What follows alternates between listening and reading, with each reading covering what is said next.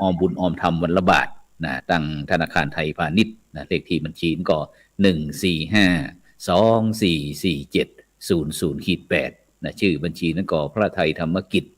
พระมหาชันชัยพรหมประดิษฐ์แล้วก็พระอาจารย์จตุรงค์ชูศรีนะซึ่งก็ตามกำลังตามเจตนาศรัทธาของบรรดาท่านผู้ฟังนะเพราะว่าทางช่องธรรมะเป็นทีมของเขานอกจากที่จะคณาจารย์ของเขานั้นจะไลฟ์สดทางทีวีออนไลน์ทางช่องทำเป็นทีมแล้วก็พร้อมถึงเครือข่ายนะที่จะได้นำนานาสาระธรรมะขององค์พระสัมมาสัมพุทธเจ้านะมามาจามามากล่าวกับบรรดาท่านผู้ฟังเพื่อที่จะเป็นกำลังอกกำลังใจในการดำเนินชีวิตในยุคที่เข้าอยากหมากแปลงไปทางใดไปกระจมว่าแพงทั้งแผ่นดินแต่จะได้ก็ตามบรรดาท่านผู้ฟังทั้งหลายซึ่งหน้าที่ของเจ้าประมงก็คือหาปลาหน้าที่พ่อค้าก็คือหากำไรหน้าที่ของศิลปินก็คือการสร้างศิลปะหน้าที่ของตุของพระก็คือสอนมนุษย์หน้าที่ของเจ้าพุทธก็คือการทำคุณงามความดีฉะนั้นในวันนี้นั้นก็ได้ขึ้นต้นบอกว่าขอน้อมจิตวันทาปูจาครูขอเจิดชูปูชนียครูมากล้นขอกตัญญูต่อครูทุกคนขอกุศลแห่งความดีปูจาครูซึ่งวันนี้แน่นอนละซึ่งวันนี้เป็นวันครูแห่งชาติวันครูแห่งชาติทุกวันที่16 มกราคมของทุกปีตั้งประเทศไทยของเขานั้นก็ได้ยกย่องว่าเป็นวันครูแห่งชาติซึ่งความเป็นครูนั้นก็แน่นอนละมีความสำคัญที่จะคอยเป็นแบบเป็นเบ้าเป็นแม่พิมพ์ในการที่จะให้ลูกศิษย์ลูกหาได้เป็นบุคลากรที่ดีที่มีคุณภาพของประเทศชาติของโลกฉะนั้นก็ขอฝากเสียงนี้เป็นกำลังใจให้พ่อครูแม่ครูทุกท่านตั้งแต่อดีตจนถึงปัจจุบันสำหรับผู้ที่ล่วงลับดับขันไปสู่โลกหน้าแล้วก็มารับอานิสงส์ด้วยเด้อแล้วก็ผู้ที่กำลังสั่งกำลังสอนอยู่ช่วงนี้ก็มีถึงออนไลน์ออนไซต์ เพราะว่าเจอสถานการณ์โควิดว่อง19พร้อมถึงโอไมครอนที่กำลังเข้ามาแรงๆนี่นะซึ่งวันนี้ก็ได้มี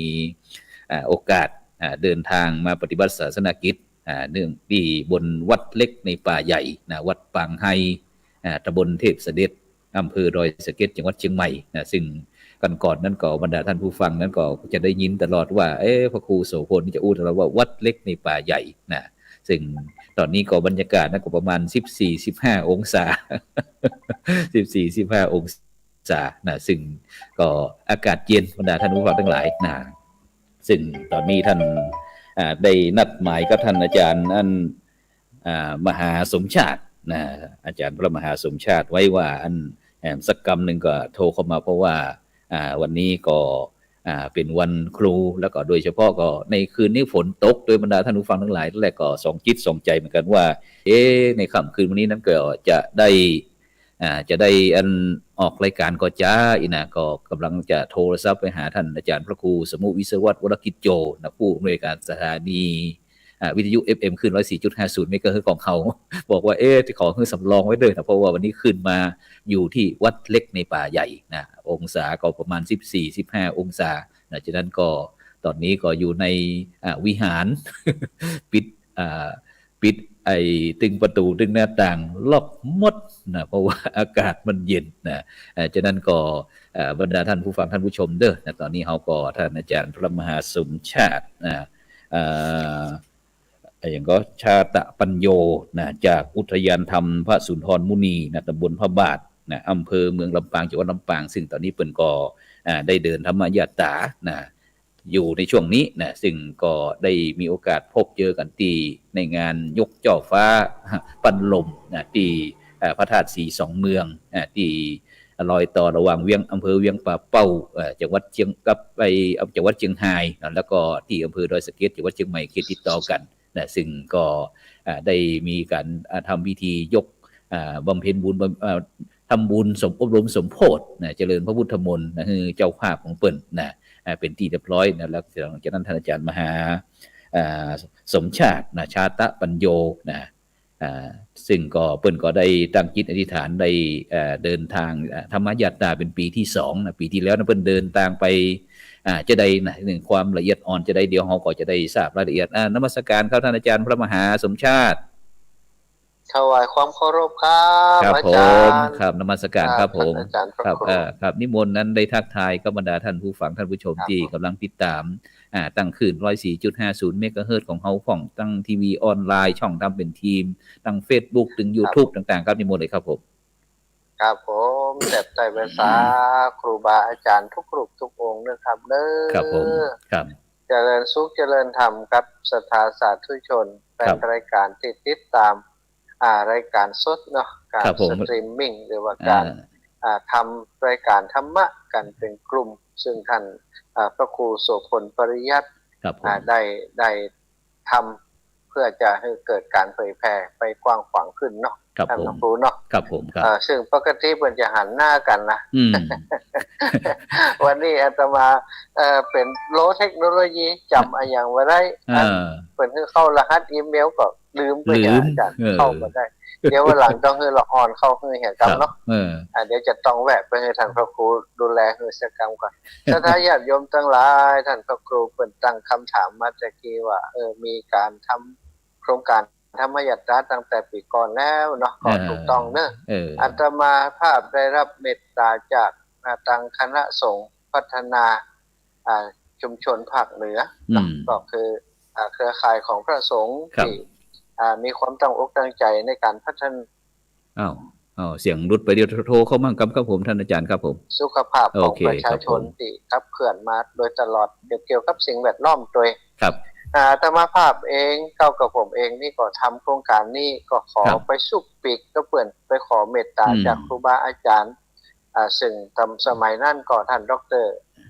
ท่านอาจารย์ดร.มหาบุญช่วยเนาะครับผมเป็นพระคุณเจ้าอยู่แล้วก็ท่านอาจารย์วิสิทธิ์ท่านตุลุงวิเชียรท่านพระอาจารย์สาธิตเปิ้นก็เมตตาคือคำแนะนำว่าถ้าเราจะทำโครงการอย่างนี้เนี่ยมันเกี่ยวกับต้องมีความร่วมมือจากหลายๆฝ่ายนะครับอาจารย์ครับเช่นทั้งด้านวิชาการเขาต้องมาอู้กันว่ามันจะมีทางออกจะได้ฝ่องที่เปิ้นจะยุบโรงเรียนเขาแล้วอยากจะอยู่ต่ออย่างเงี้ยจะได้ถึงจะเป็นทางออกจุดเริ่มต้นจุดเริ่มต้นก็คือเรื่องการที่ตั้งสถานศึกษาในท้องถิ่นเนาะในหมู่บ้านหนึ่งเนาะที่อยู่ในป่าอยู่ในชนบทกำลังจะยุบท่านอาจารย์ก็เลยมีความคิดนะครับเนาะเพื่อที่จะได้เชิญชวนว่าเนี่ยจะได้ที่เขาจะได้รักษานะครับรักษาโรงเรียนเอาไว้คือเป็นสมบัติของชุมชนนี่เนาะแล้วก็สะดวกสบายในการเดินทางของเด็กละอ่อนนี่ครับอันนี้นิมนต์อู้ต่อไปเลยครับผมครับผมก็ผมไปสลดใจตรงที่ผู้ปกครองนักเรียนมาให้ฟังว่าเปิ้นว่าจะได้อยากไปละอ่อนเป็นบ่รับบ่นอนอันกว่าอาจารย์เฮาอย่างเงี้ยจะได้ตอนนั้นยังบ่เป็นผู้เจ้าเด้อเนาะครับผมบ่เดียวบ่มีไผจะช่วยได้เลยบ่มีไผสนใจเฮาก็เลยไปอู้กับละอ่อนก็อู้เหมือนกับผู้ปกครองว่านะหนูบ่อยากไปที่อื่นหนูอยากจะเรียนที่นี่หนูอย่างเงี้ยจะได้นะเขาก็เลยว่าเขาก็หาทางออกด้วยการที่ว่าเอามาอู้กันเอาฝ่ายต่างๆมาอู้กันทั้งผู้ปกครองก็ดีทั้งนักเรียนตลอดถึงครูบาอาจารย์ครับผมแต่ว่าเพิ่นก็ยืนยันเนาะอย่างคนส่วนข้าราชการเนี่ยต่างๆส่วนราชการเพิ่นว่าอย่างนี้ครับเพิ่นยืนยันว่าจะต้องยุบว่าอย่างนี้จะต้องไปจะต้องยุบจะต้องล้มนี่นะถ้าบ่ยุบบ่ล้มก็ต้องหาตังค์มาจ้างครูให้ได้เพิ่นว่าเนาะเขาบอกว่าถ้าว่าอย่างนี้หมายความว่าเขาก็มีตังค์ออกอยู่พอเพิ่นบอกว่าถ้าบ่อยากไปรวมคุณก็ต้องหาตังค์มาให้ได้ช่วยจ้างครูมาช่วยสอนอย่างเงี้ยจะได้ก็แล้วแต่คุณจะจัดประปาหรือเนี่ยอย่างก็ได้นะเอาได้ตังค์มาจ้างครูอย่างน้อย2คนคุณจะทำได้ก็ส่วนหนึ่งหรือว่าต้องออกค่าใช้จ่ายทั้งหมดเฉพาะอันทั้งหมดเลยครับครู2คนเนี่ยผมต้องจ้างเองแล้วทั้งหมดนั้นมีครูกี่คนครูเนี่ยเปิ่นฮือครูแต่อยากอยู่คืออันรักพอเกษียณเปิ่นตัดออกไปเลยเนาะแล้วครูรักษาการนี่ก็ประเดี๋ยวก็ออกไป2คนละซึ่งรักษาการ2คนเดี๋ยวนี้เหลือครูอัตราแต่อยู่คนเดียวอาจารย์ครับนอกนั้นก็ครูเป็นครูอัตราจ้างจากเขตของจากอันเทศบาลของนี่นะครับนอกนั้นเปิ้นก็เป็นคนจ่ายสตังค์อยู่อีเนาะยังเปิ้นคือการสนับสนุนอยู่เป็นครูโครงก การก็มีสตังค์อยู่แต่ว่าส่วนที่ว่ามัน ส่วนเกินนั้น แต่นักเรียนมันมีอยู่8ห้องอะครับตั้งแต่ป .1 ถึง ครับผม ป .6 แล้วก็อนุบาลน่ะ ครับผม ก็เท่ากับว่าเขาจะต้องจ้างเสริมแถม2คนปีเลย ครับ 2 คนคนละ6,000นะอาจารย์ครับคนละ6,000ทำสัญญา12เดือนก็ 72,000 ครับ2คนก็ 140,000 อ๋อ ปีก่อนนี่ผมเดินจากลำปางไปสวนหมกเนี่ยไปถึงสวนหมกแล้วก็เก็บสตางค์หน่อยเพิ่นให้10มื้อเช้ามื้อ100ให้ปันของครับผมใส่ไว้ส่งมาโอนมาให้โรงเรียนได้อยู่ 30,000 ปลายครับครับผมแต่ว่าพอเขาทำโครงการนั่นเนี่ยก็ได้รับเมตตาจากเครือข่ายคลื่นสีขาวครูบาอาจารย์ท่านครูอภิวัตรครับผมตลอดถึงตุลุงตุเอาอย่างต่างๆที่จัดด้วยการเพิ่นหาความตั้งใจของผมเพิ่นอินดูครับครับผมเพิ่นก็ป้าสถาคลื่นสีขาวไปอาจารย์ครับผมจำได้ว่า28กันรถตู้นะครับโอ้ครับไปที่ไหนก็บ้านอย่างก็ไปตอนรับผมตอนที่อันผมกลับมาวัดตุงปงครับบ้านครับผมครับผม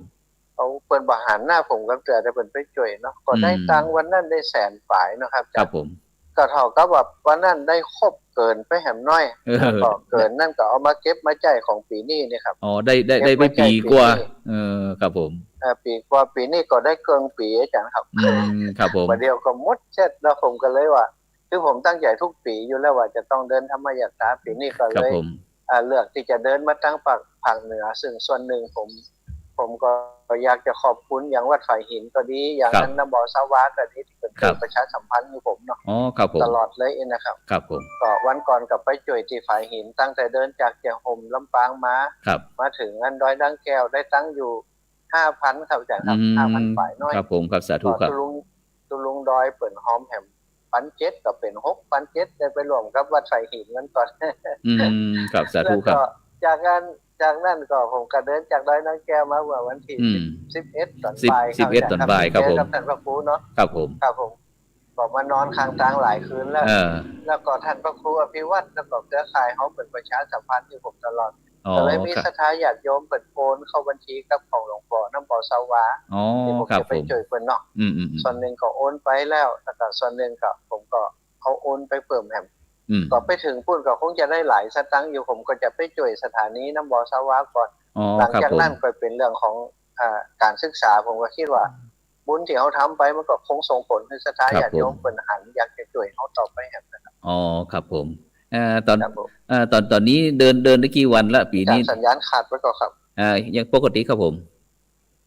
ถวายความเคารพครับครับสัญญาณขาดไว้แล้วครับบ่ขาดเดี๋ยวอู้ไปเรื่อยเดี๋ยวเข้าใจครับสัญญาณขาดไว้ก็ครับบ่ขาดครับผมปกติครับผมปกติเจริญพรแม่เจ้าการพระเจ้าเดี๋ยวอยู่ประชาบ้านสันปะตองแม่นลิเดี๋ยวบอกอันญาติโยมเพิ่นก่อนจะฟังโทรเข้าเตี้ยตอนนี้เฮาสนทนาเดี๋ยวเฮาก็เปิดไอ้ไปรายการเนาะก่อยโทรของกำนึงเด้อได้ยินก่อนท่านอาจารย์มหาสมชาติฉะนั้นก็เดี๋ยวก็คงจะกลับเข้ามาของกำนึงเพราะว่าอันความจริงจ้องเฮานั้นก็จะเป็นนั่นถ้าจะรุดไปเดี๋ยวโทรเข้ามานะครับเด้อนะครับเบอร์ท่านอาจารย์มหาสมชาติก็0980052515เด้อนั่นซึ่งก็เป็นพระสงฆ์นักพัฒนาที่มีอุดมการณ์ที่หันว่าการที่จะรักษาไอ้มรดกของชุมชนก็คือเรื่องโรงเรียนที่ในบ้านเล็กในป่าใหญ่ซึ่งนักเรียนก็ลดจำนวนลงนะซึ่งโดยเฉพาะในปัจจุบันนี้ก็อาจจะมีการที่มีรสนิยมเป็นว่านะอาจมักจะไปเรียนโรงเรียนนั้นโรงเรียนนี่นะก็เลยโรงเรียนภายในชุมชนของเขาก็มักจะเป็นการเลือกขั้นสุดท้ายนะก็เลยทำให้จำนวนนักเรียนลดน้อยลงแล้วก็ทางส่วนราชการนั้นเพิ่นก็อยากจะมีการพัฒนานะคือโรงเรียนนั้นมีศักยภาพนะมีศักยภาพที่ คือมีศักยภาพที่ดีนะนักเรียนละเด็กละอ่อนเฮียนแล้วก็จะได้มีความรู้ความสามารถในการรับการศึกษาอย่างเต็มที่จะนี้เป็นต้นนะฉะนั้นเพิ่นก็เลยอยากจะทำอย่างตำบลหนึ่งก็อาจจะมีโรงเรียนหนึ่งอีเนาะแต่ก่อนนั้นก็ถ้าที่ไหนห่างไกลนะอยู่ชายขอบอย่างต่างๆเพิ่นก็จะตั้งโรงเรียนเฉพาะแต่เนื่องจากที่เป็นภาระรายจ่ายอย่างต่างๆเหล่านั้นนะเพิ่นก็หาวิธีนะเพื่อที่จะทำให้มีการพัฒนาดียิ่งขึ้นนะครับฉะนั้นก็ท่านอาจารย์มหาสมชาตินะครับถ้าพร้อมก็โทรเข้ามาด้วยครับเด้อนะครับฉะนั้นบรรดาคณะสัตยาญาติโยมทั้งหลายนะซึ่งวันนี้นั้นก็บรรดาท่านผู้ฟังท่านผู้ชมก็กำลังติดตามรายการเห็นธรรมเห็นเราเห็นเราเห็นธรรมตั้งช่องธรรมะเป็นทีมออนไลน์นะเป็นทีวีออนไลน์ที่ตั้งคณะสงฆ์แล้วก็พระธรรมทูตสายต่างประเทศนะได้จัดตั้งขึ้นเพื่อที่จะเป็นสื่อในการที่จะนำหลักธรรมคำสอนต่างๆนะเข้าไปเป็นกำลังอกกำลังใจนะให้กับบรรดาท่านผู้ฟังท่านผู้ชมพี่น้องพุทธศาสนิกชนตึงชาวไทยและก็ต่างประเทศนะทุกรูปแบบนะเพราะว่าในสมัยนี้นั่นก็เป็นยุคออนไลน์ยุคดิจิตอลฉะนั้นก็ถ้าไผที่ปรับตัวเว้ยเนาะปรับตัวเว้ยนั่นก็จะย่อมจะได้เปรียบ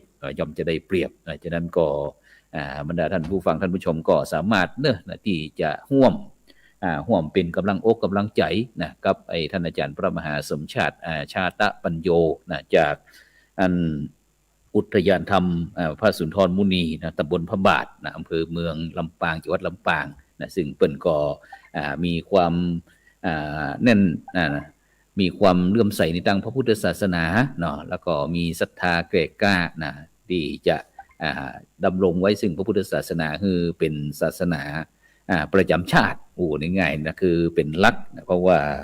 พี่น้องพุทธศาสนิกชนของเฮาที่ประเทศไทยเฮานี่ก็ประมาณ90กว่าเปอร์เซ็นต์นะแต่จะได้ก็ตามบรรดาท่านผู้ฟังทั้งหลายนะซึ่งก็เป็นต่างคนต่างคิดนะต่างคนต่างก็หวังดีนะซึ่งเฮาก็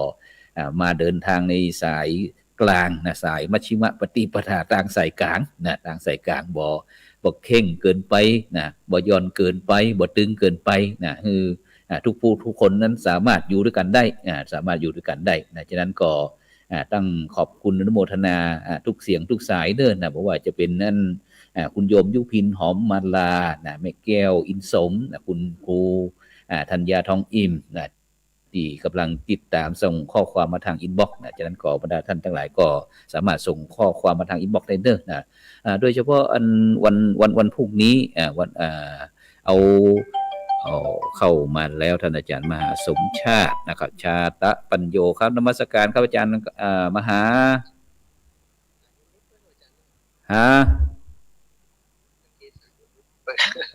สายมนุษย์ไปเนาะครับผมครับตอนนี้เดินได้กี่วันละเดินผมออกจากสุนทรมุนีมาเมื่อวันที่3ครับวันที่3 มกราคม16เนาะก็ตกไป2วันเป็นอยู่14วันนะครับ14วันนะครับครับมาถึงวันนี้คือนี่ถึงที่เขาเริ่มต้นที่จากพระธาตุสีสองเมืองจากพระธาตุสีสองเมืองนั้นไปเดินตามไปที่ไหนครับพระธาตุสีสองเมืองนี่ผมเดินออกมาจากงานฝางแผนเนาะฝางแฟนครับพระบาทฝางแฟนครับแรกมาพักที่ประชาฝางแผนแล้วก็ที่2มาที่ประชาที่หลังสพ.ดอยสะเก็ดครับที่อำเภอดอยสะเก็ดครับผมแล้วก็ที่3มาพักที่ข้างตางที่สันทรายศิรินัท1ครับ1313แล้วก็14นอนเตียนตีล่างตีข้างป้อมตำรวจตำบลดอนแก้วครับแม่ริมครับผม14 15นี่แต่คืนนี่นอนติดพระเจ้าบ้านลำเปิงครับลำเปิงแม่แตงเหมือนกันครับแม่แตงครับคืนนี่ติพระเจ้าบ้านสันปัดตองนั่นแม่แตงเนาะแม่แตงครับจะครับสันปัดตองแม่แตงตาเข้าบันไปตั้งครูบาเทืองครับครับ แล้วก็อันจะไปที่จังเจียงดาวต่อไปเนาะเป็นจะเดินครับครับผมจะเดินออกทางเชียงดาวครับเป็นจะได้พ้องครับอันในการที่เดินทางแล้วอันได้ยินได้ฟังอันพี่น้องคณะสัตยาญาติโยมที่ถวายการต้อนรับตลอดทางนี่ครับเพิ่นว่าจะได้กันพ้องครับผมก็ดีใจครับเพราะศรัทธาญาติโยมสิคือเอาคนที่อันฮู้จักก่อนเนาะคนที่ฮู้จักเพิ่นก็ได้ติดตามว่าโอ้เฮาเดินทางลำบากบางของก็เอ็นดูบางของก็อันอยากจะฮื้อคักฮื้อหยังคือของบ่ดีกาย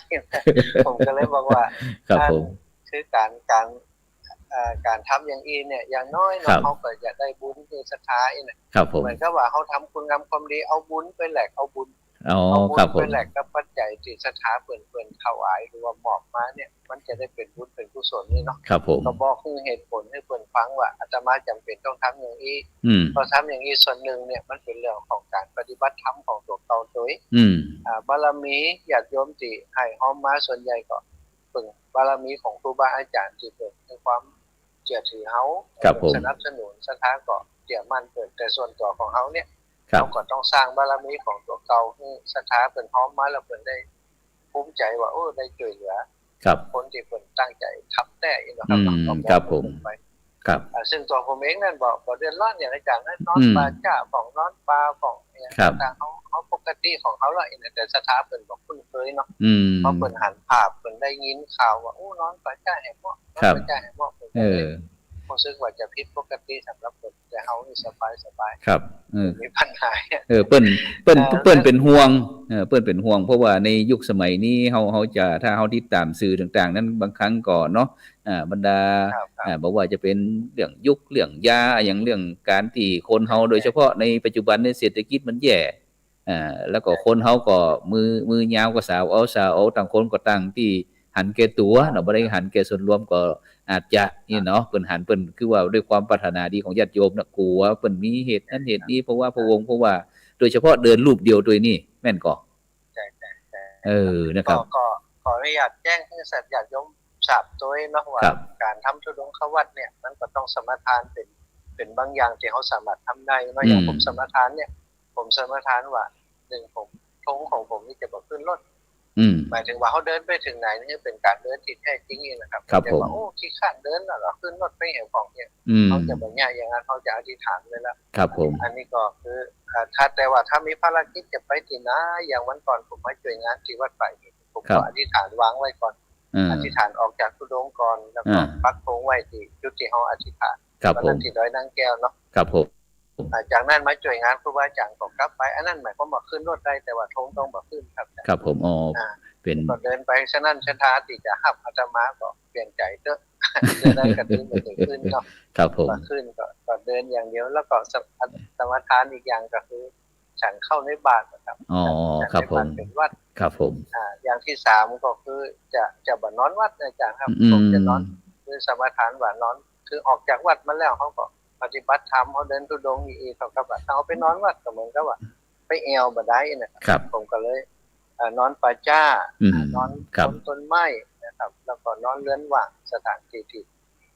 บ่มีเจ้าของนี่นะครับก็นอนว่าเจ้าของเพิ่นบ่อยู่แล้วก็เฮาไปแล้วมันเพิ่นมีความเสียหายอย่างนี้นะครับครับผมก็จะนอนแบบนั้นสถานที่นิมนต์ไปนอนที่วัดนั้นบ้านที่แม่จิมทุกเจ้าอยู่ตนเดียวบ่เข้าครับอาจารย์อีกอย่างนึงก็คือเพื่อป้องกันตัวเองเฮาด้วยแล้วก็ป้องกันนั้นครูบาอาจารย์วัดอารามต่างๆเพิ่นก็กลัวเรื่องโควิดด้วยครับครับผมแม่นครับแม่นเป็นก็ครับผมบิณฑบาตก็เหมือนกันบิณฑบาตเพิ่นว่ามาบิณฑบาตบ้านนี่แม่บ่ได้กล้าเห็นนะว่าโอ้ยแม่บ่ได้เพราะเฮาอธิษฐานแล้วว่าบิณฑบาตตามถนนหลวงอย่างเดียวเนาะครับตามถนนหลวงเฮาจะบ่เข้าตลาดนะครับผมมีกินประจำมันเฮาจะเดินไปซึ่งมันก็ได้ทุกวันนะครับอาจารย์ครับผม10ล้อจอดใส่ของอะไรอย่างของซึ่งเฮาก็ฉันแค่มันถุง2ถุงเขาก็พอแล้วนะครับเป็นต้องเต็มบาทครับผมครับก็แจ้งให้ศรัทธาญาติโยมได้รับทราบเนาะครับผมแล้วก็อันการเดินทางนี้จะสิ้นสุดลงเมื่อใดครับผม1-2,000ถ้ามันได้ถึง 2,000 กิโลอีเนาะครับครับผมก็จะสิ้นสุดแต่ว่าผมกำหนดวันไว้ว่าถ้ามันถึง 2,000 กิโลก่อนวันที่9ก็ ก็ต่อจากนั้นก็เก้านี้เดือนอะไรอย่างวันที่เก้านี้เดือนอะไรอย่าง มีนาครับ เดือนมีนาอ๋อครับผม วันที่9เดือนมีนาก็ ครับผม เป้าหมายก็กลับถึงสุนทรบุรี ครับ พอคำนวณเวลาแล้วมันจะได้ประมาณ 2,000พอดีครับอ๋อครับเพราะฉะนั้นหลังจากที่เฮาไปแม่แตงแล้วเขาก็จะไปเชียงดาวเนาะเชียงดาวแล้วก็ขึ้นไปชัยปราการแล้วก็ขึ้นฝางนะครับฝางนี่กำหนดเนี่ยไปถึงวันที่อย่างครับเนี่ยกำหนดมาได้นะครับจากเดี๋ยวนี้ยังใช้ประการนี่ผมคิดว่ามันเหลือ80กิโลนี่ก็น่าจะเป็น2 วัน3 วันเนาะ2 วันนึงผมเดินได้25กิโลอ๋อ25กิโลครับผม25กิโลก็ประมาณอย่างฝางนี่ก็มัน100ผมเดียวนี่ก็สักประมาณ100เนาะครับผมประมาณ100กิโลนี่ก็คงจะใช้เวลา4 วันเนาะประมาณ4 วันถ้าเต็มนะครับครับผมแต่บางเตือนี่ยังว่าฝนตกกาหรือว่าเฮาเดินช่วงที่มันขึ้นดอยอย่างต่างๆเขาอาจจะเหนื่อยเขาอยากจะพักตรงนี้อาจจะมาถึง25ก็ได้หรือว่าเกิน25ก็ได้ครับครับผมซึ่งกันโดยเฉพาะแรงคืนนี้แรงเนี่ยฝนตกตกครับผมเจอฝนอยู่ครับนี่ว่ามีกดมาตัวครับครับผมแต่ก็เปียกอยู่ครับตีวัดเล็กในป่าใหญ่วัดปังไฮตำบลเทพสนอำเภอราชเกษวัดเชียงใหม่ก็ตกครับตะกี้นั้นไฟดับผมก็ห่วงกันว่าอันคืนนี้จะได้ออกรายการก็ครับอากาศลมแห้งครับแม่นครับอากาศก็อยู่ประมาณสัก14องศาครับตอนนี้นะ14องศาครับแต่พวกครูออกงานพื้นที่ตลอดเนาะข้างนอกครับผมพอดี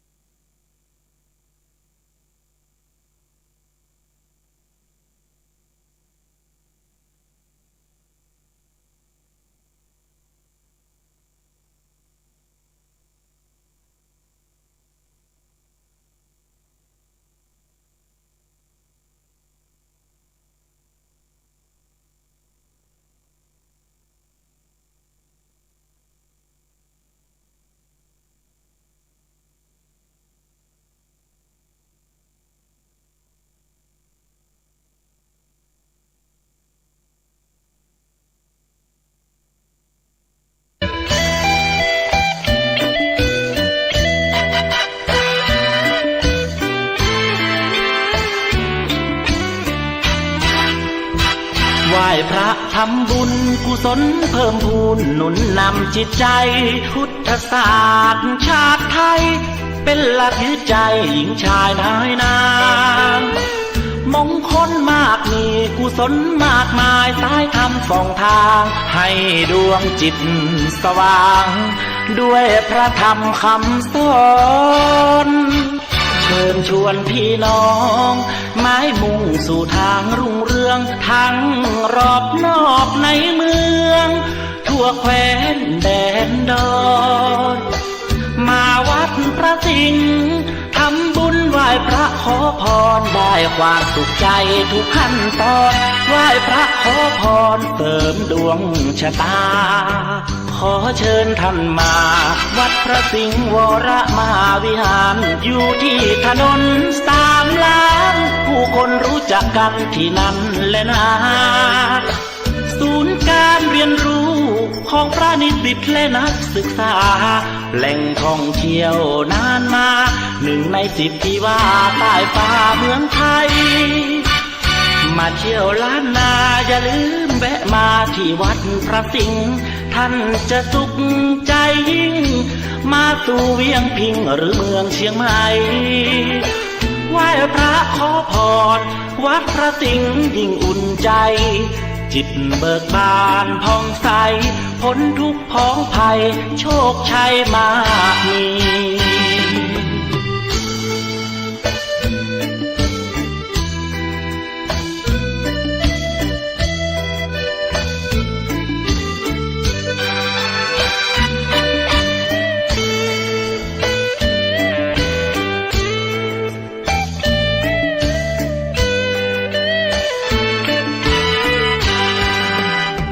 ขอเชิญท่านมา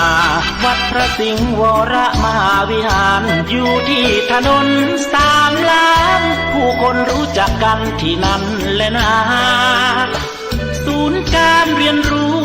ของพระนิสิตและนักศึกษาแหล่งท่องเที่ยวนานมา1 ใน 10ที่ว่าใต้ฟ้าเมืองไทยมาเที่ยวล้านนาอย่าลืมแวะมาที่วัดพระสิงห์ท่านจะสุขใจยิ่งมาสู่เวียงพิงหรือเมืองเชียงใหม่ไหว้พระขอพรวัดพระสิงห์ยิ่งอุ่นใจจิตเบิกบานผ่องใสพ้นทุกข์พ้องภัยโชคชัยมากมี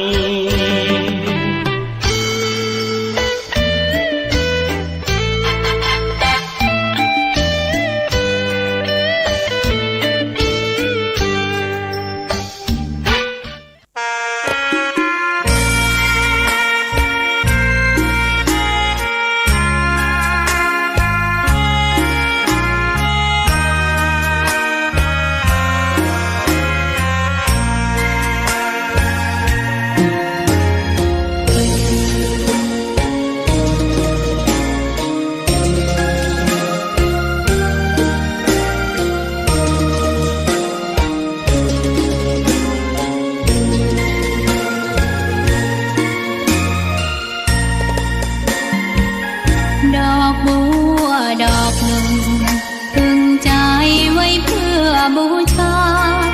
แด่องค์พระศาสดาสัมมาสัมพุทธเจ้ามีความงามเงียบไม่เปรียบเทียบเขาเทียบเราใครมองไม่งามช่างเขาแต่เจ้าก็คือดอกบัวด้วยความสัตย์ซื่อยึดถือความดีเป็นหลักใครรักไม่รักก็ไม่จมปลักมองมัวเมื่อโผล่พ้นน้ำก็เห็นความงามในตัวไม่ยึดติดในตมชั่วขอเป็นดอกบัวดอกดีไม่มองว่าบัวงามเด่น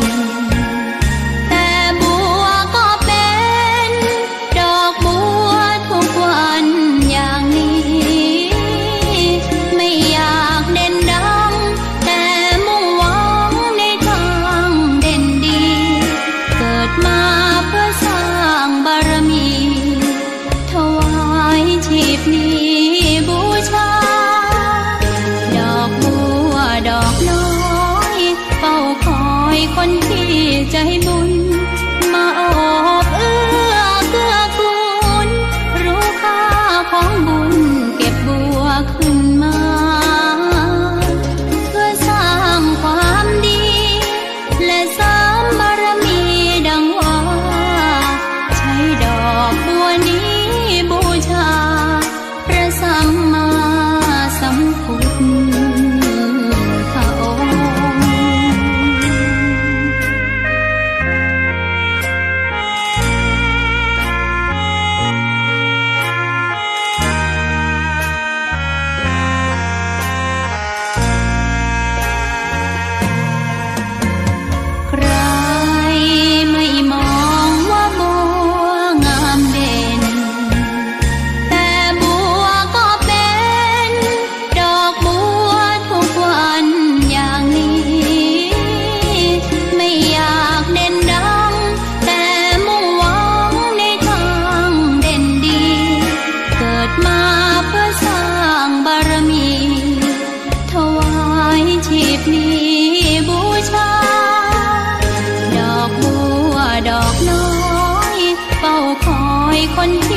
ใจบุญมาโอบเอื้อเกื้อกูลรู้ค่าของบุญเก็บบัวขึ้นมาเพื่อสร้างความดีและเสริมบารมีดังว่าใช้ดอกบัวนี้บูชา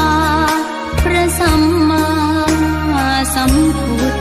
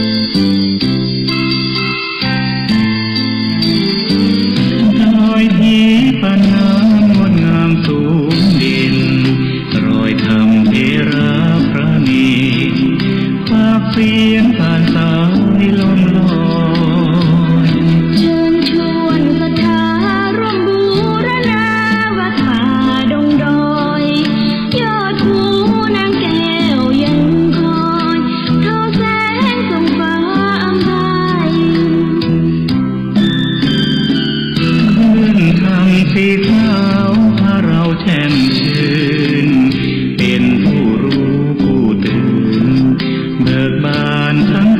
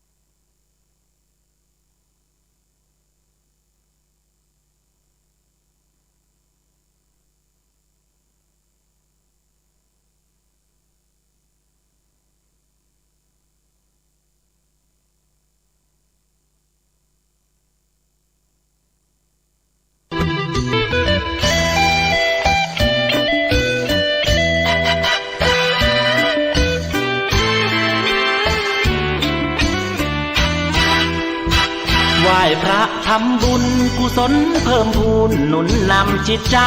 พุทธศาสตร์ชาติไทยเป็นหลักยึดใจหญิงชายนายนางมงคลมากมีกุศลมากมายสายธรรมส่องทางให้ดวงจิตสว่างด้วยพระธรรมคำสอนเชิญชวนพี่น้องไม้มุ่งสู่ทางรุ่งเรืองทั้งรอบนอกในเมืองทั่วแคว้นแดนดอนมาวัดพระสิงห์ทำบุญไหว้พระขอพรได้ความสุขใจทุกขั้นตอนไหว้พระขอพรเสริมดวงชะตาขอเชิญท่านมาวัดพระสิงห์วรมหาวิหารอยู่ที่ถนน3 ล้านผู้คนรู้จักกันที่นั่นและนะ